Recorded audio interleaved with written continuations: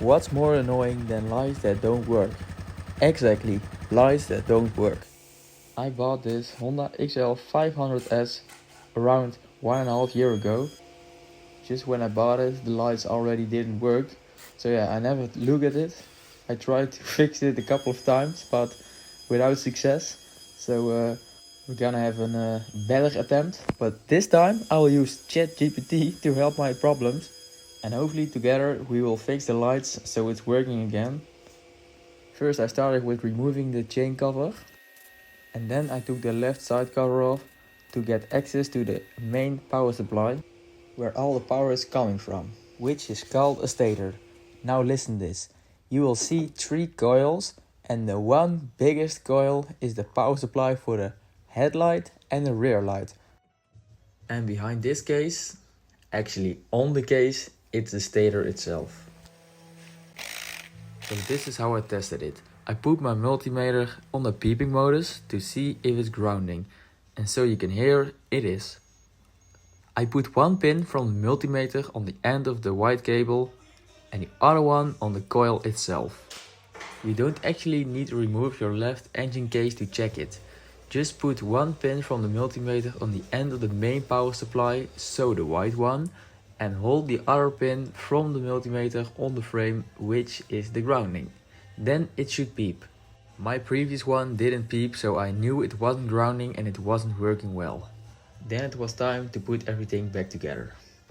Sorry for talking so much, but I will even explain some more to make it even more clear for you guys. Okay, I'm gonna try to explain you guys how this ignition works. No, I don't mean ignition, I mean power supply from a Honda XL500. Because I yapped a lot to ChatGPT and I asked like, why are there 5 cables coming if I only need one big power source? And he responded like, this one, the red one with black cable, it's for powering the CD unit.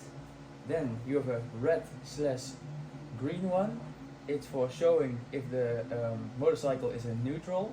Then I have the main power cable, that's the white one, that's for powering the headlight and rear light. It's going directly on the wiring system, so without the power regulator. Also, only this one is grounded to the engine case, that's how you maybe want to call it. Then you have left over the red one and the yellow one, and those two are going to the power regulator. And those two don't have ground. ChatGPT called it floating power, floating AC. I don't know if he's right. So if I'm lying, ChatGPT is lying. So yeah, I'm very curious if it's right, and I measured everything and it didn't have too much resistance when I was testing it with my multimeter. So it should be low 1. If it's above 1, it has too much resistance in the cable or something else, so then you know it's not good. So yeah, we will mount it back again and we will see.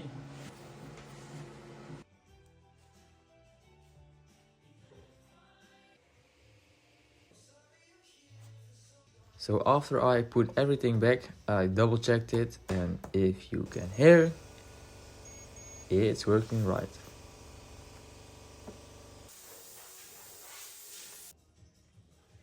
And after putting all that back and being happy, I shouldn't be that happy because something went a little bit wrong. So yeah, let's see. I noticed that this sealing wasn't sealing that good. Probably it was from a Honda XL500R instead of an S, which I have. If you can see, it fits better with the original one. So after that I couldn't do anything, so I just ordered a new one. And not much later I received it. So we can finally make everything ready again. That looks better. Yeah, that looks much better. After finishing that, I could actually measure it. First I started by connecting the power source for the CDI. That is the black one, which has a red thingy on the end. Then I put my multimeter on AC because the coils give AC power and not DC. Then, as you could see, I got power. That is good. The one I'm measuring right now is finally for the DC, that is going to the regulator. The last time I drove, my light bulbs weren't working, so I needed to check it. And the way I did it is putting my multimeter on beeping mode. That's how I called it. I don't know if there's a better name for it. But the way of testing it, you put one pin of the multimeter on the side of the lamp, which is the ground, and the other one at the top of the bulb. It should beep, and if it doesn't, it's fucked, and if it does, you're lucky. After connecting the red and the yellow cable to the power regulator and connecting the power regulator to the wiring system from the DC, it worked. So yeah, very nice. Sorry for repeating this many times, but I really want to understand it for you guys how it works.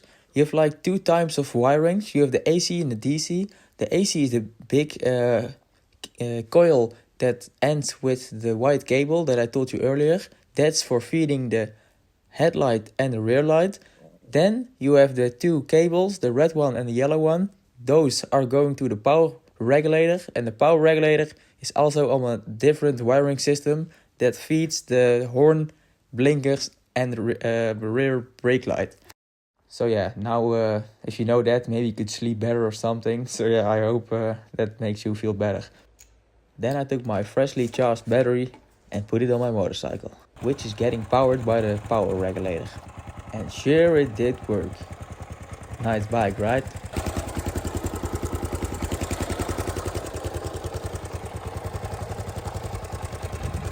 Don't like and don't subscribe, be different.